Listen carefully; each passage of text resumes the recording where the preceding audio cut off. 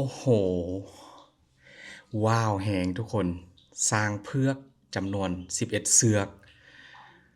ที่ว่ามีการไปเดินร่วมขบวนนะทุกคนหลายคนก็คงจะได้ไปร่วมงานในครั้งนี้แล้วทุกคนนั่นก็คือสวยงามดังเทปนิยายสร้างเพือกจำนวน11เสือกเดินขบวนถวายบังคมพระบรมศพพระพันปีหลวงของพี่น้องชาวไทยนั่นเองทุกคนแต่สิ่งที่บ่พิมพ์บ่เคยเห็นมาก่อนก็คือบ่เคยรู้แล้วก็บ่เคยเห็นมาก่อนก็คือเรื่องของสร้างเพือกของเมืองไทยนะทุกคนมีเยอะมากแล้วก็มีสร้างแบบรูปทรงที่ว่าสวยงามสง่าแสนรู้ของพี่น้องชาวไทยบอกเลยว่าคลิปนี้ทุกคนมันเป็นอย่างที่ว่าตื่นเต้นหลายนะกับการทำคลิปสร้างเพือกจำนวน11เสือกของประเทศไทยเดี๋ยวเราจะไปเบิ่งคลิปกันเลยทุกคนมื้อนี้ว่าพิมพ์คัดเอาแต่คลิปเด็ดๆมาให้ทุกคนได้เบิ่งไปพร้อมๆกับซองของคุณพิมพ์เฮาไปเบิ่งคลิปพร้อมกันทุกคนไปมาทุกคนเริ่มคลิปแรกขบวนที่ว่าเต็มไปโดยความปลื้มปิติแล้วก็เป็นอ่าภาพบรรยากาศที่พี่น้องชาวไทยนะไปร่วมในครั้งนี้ทุกคนว่าพิมพ์อยากจะนำเสนอในมุมของสร้างเพือกนะทุกคนที่ว่าสวยสดงดงามนะน่ารักแสนรู้ของประเทศไทยจำนวน11เสือกความเขาอะไรนะความแสนรู้ในแบบโอ้โหน่าฮักแหงทุกคนนะที่ว่าท่วงท่าลีลาทุกท่าที่สร้างได้รับการฝึกซ้อมแล้วก็มาร่วมพิธีสำคัญในครั้งนี้นะทุกคนพี่น้องชาวไทยหลายคนก็ร่วมกันใส่สุดดำนะทุกคนสุดดำกลมกราบลงพื้นแผ่นดินไทยนะพร้อมกับสร้างเพือกจำนวน11เสือกคลิปนี้ก็ถือว่าเป็นการเขาเรียกไงนะได้รับการรับชมจากหลายประเทศนะทุกคนโดยเฉพาะก็เป็นต่างชาติที่เข้าได้เห็นสร้างเพือกของประเทศไทยที่ว่าแสนรู้นี่ทุกคนการฝึกทุกท่าลีลาโอ้โหแบบพร้อมเพรียงกันแล้วก็การโยกสะบัดหัวหย่อขายกขาขาหน้าขาหลังทุกคนพร้อมกับห่วงนี่เก่งแหงแล้วก็แบบเป็นสร้างที่ว่าน้องสร้างที่แบบแสนรู้แหงทุกคนบ่พิมพ์ก็บ่เคยคิดมาก่อนแล้วก็บ่เคยรู้ทุกคนว่าอยู่ที่เมืองไทยมีสร้างเพือกจำนวนหลายเสือกันเลยแล้วก็เป็นแบบอะไรนะเป็นเพือกทั้งตัวเลยนะทุกคนมันเป็นเพือกทั้งตัวทั้งหมดเลยตกแต่งโดยสีทองแล้วก็ผ้าพรมที่ว่าปกใส่ด้านล่างนะทุกคนมาดูภาพมุมสูงทุกคนสวยงามแฮงความพร้อมเพรียงของน้องช้างนะแต่ละตัวแต่ละน้องแบบรับการฝึกซ้อมฝึกฝนมาแบบเก่งขนาดนี้พี่น้องชาวไทยก็ใส่ชุดดำแล้วก็เดินร่วมขบวนอยู่ด้านล่างแล้วก็อยู่ด้านข้างบ่ฮู้ว่า FC ท่านใดที่ว่าได้ไปร่วมเด้อทุกคนนี่ก็เป็นงานเมื่อวานนี้ใช่ไหมเมื่อวานนี้ทีแรกว่าพิมพ์ว่าจะทำคลิปอยู่แต่ว่าบ่ทันนะทุกคนก็เลยว่าข้อมานำเสนอในมื้อนี้แต่ว่าพิมพ์อยากจะนำเสนอในมุมของว่าพิมพ์ที่แบบบ่เคยเห็นสร้างเพือกเยอะขนาดนี้ทุกคนในชีวิตก็ถือว่าเป็นครั้งแรกแล้วก็ได้เห็นสร้างเพือกของประเทศไทยนี่แหละสง่างามหลายแต่ละน้องก็ถือว่าโอ้โหอายุนี่บ่ฮู้กี่ปีนะทุกคนอายุสร้างแต่ละตัวภาพบรรยากาศก็มีพี่น้องชาวไทยไปร่วมกันเยอะเลยทุกคนแล้วก็จะสังเกตเห็นบางจุดก็คือว่าเห็นนักท่องเที่ยวชาวต่างชาตินั่นแหละที่ว่าเข้าไปดูนะทุกคนไปร่วมขบวนในครั้งนี้นี่ก็เป็นการแห่ออมพระราชวังใช่ไหมทุกคน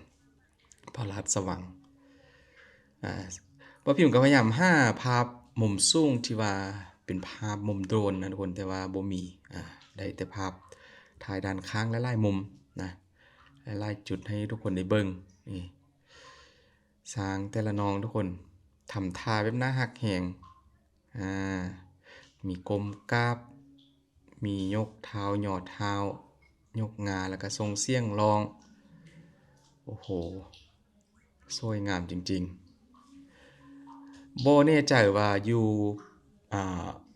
ทั่วโลกนี่นะบ่ฮู้ว่าบ่พิมพ์ก็บ่ฮู้ว่าประเทศใดที่ว่าแบบมีสร้างเพือกเยอะขนาดนี้บ่พิมพ์ว่าน่าจะเป็นประเทศไทยประเทศเดียวนี่บ่ ที่ว่ามีจำนวนล่วงหลายกันเลยสวยมากทุกคนว่าพิมพ์ติดใจทึกใจก็คือเรื่องของน้องสร้างแต่ละน้องที่แบบมีความสามารถนี่นะทุกคนแล้วก็สังเกตอีกตึมอย่างหนึ่งเรื่องของรูปร่างของสร้างโดยเฉพาะก็แม่นหลวงสูงนะทุกคนหลวงสูงแล้วก็หุ่นของสร้างนี่เหมือนจะเท่ากันเป๊ะเลยนะทุกคนเพราะว่ามีการคัดเลือกมาโดยเฉพาะหรือบ่นะความสูงของสร้างแต่ละน้องก็ถือว่าแบบเท่ากันเลยฮะนะเวลาเดินแล้วมันรู้สึกว่าเหมือนพร้อมเพรียงกันไปหมดนะทุกคนนี่เรื่องของก็อะไรนะรูปทรงรูปร่างที่ว่าอ้วนทุยเท่ากันหมดเลยทุกคนสวยมากงากระตกแต่งโดยสีทองโอ้โหบ่ฮู้ว่าหลายคนไปแล้วใช้เวลาในการเขาเรียกอะไรนะพิธีเนี่ยทุกคนประมาณจักชั่วโมงที่ว่ามีการทำพิธีแบบนี้ขบวนของน้องช้างนี่นะทุกคนนะมีไล่การแสดงเขาเรียกว่าอะไรนะทุกคนการแสดงใช่ไหมนี่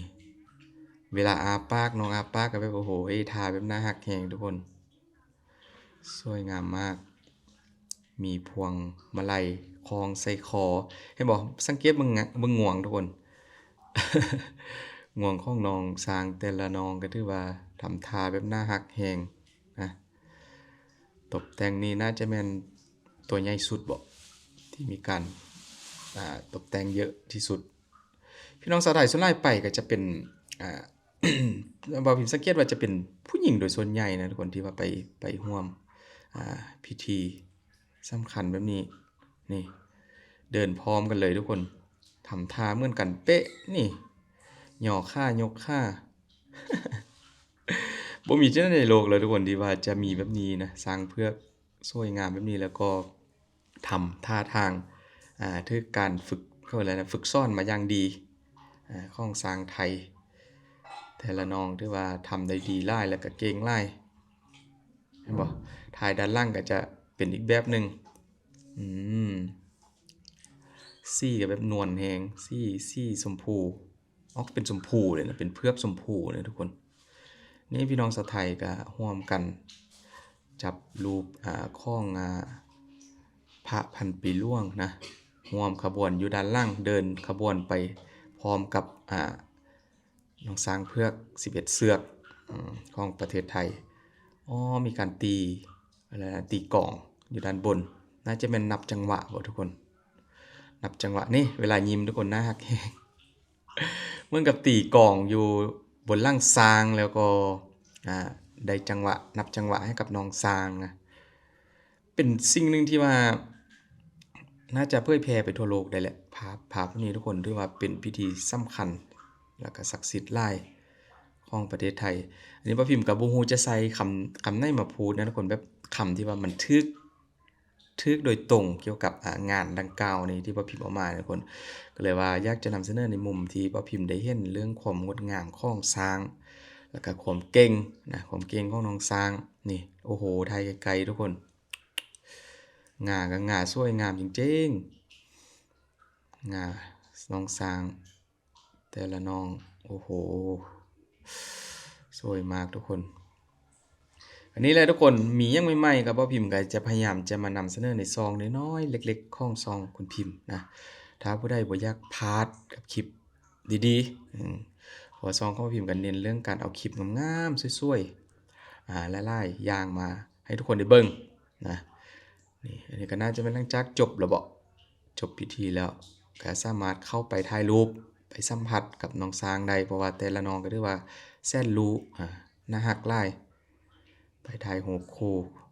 นะก่อนจะกลับบ้านเดี๋ยวเบิ่งภาพมุมกว้างนิดนึงทุกคนนี่เวลาเรียนแถวกัน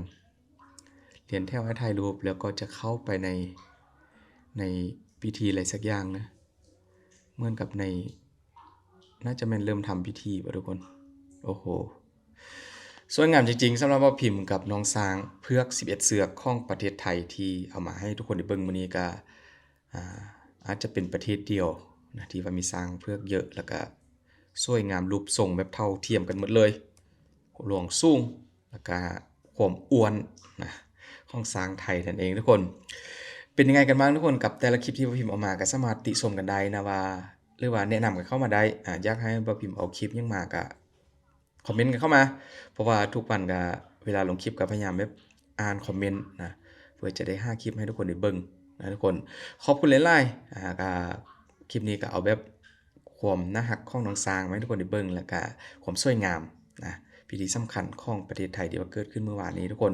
เจอกันคลิปต่อไปทุกคนมีหยังก็คอมเมนต์กันมาเด้อขอบคุณหลายๆ